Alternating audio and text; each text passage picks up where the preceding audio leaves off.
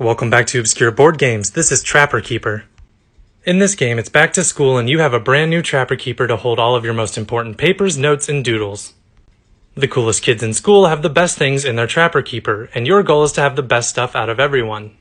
To start, each player takes a folder and the school paper cards are dealt into a grid of piles. The bell cards are shuffled and a random set of 6 are used to keep track of the rounds. Each round, the teacher's pet token shows who goes first, and the top bell card is flipped over. On your turn, choose a row, column, or bell card pattern of the grid to draw from. This means that each player in turn will choose any row or column in the grid and take the top card from each pile in it.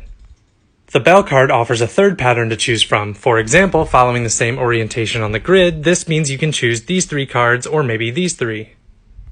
There are 7 types of school paper cards you can draw from the grid. Each type of card scores differently at the end of the game, so try to be strategic with your choice of cards each round.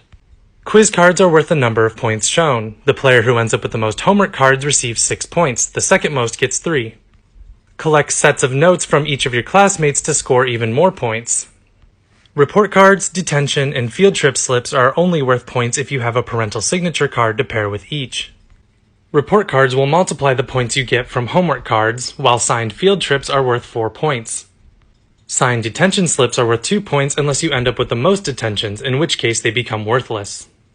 Once you've chosen your cards for a given round, tuck all of them into the same pocket of your folder where they remain for the rest of the game.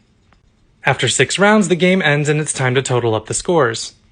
Players start by sorting the cards in each side of their folders and totaling up the number of each blue doodle on the cards on the left side and each red doodle on the right side.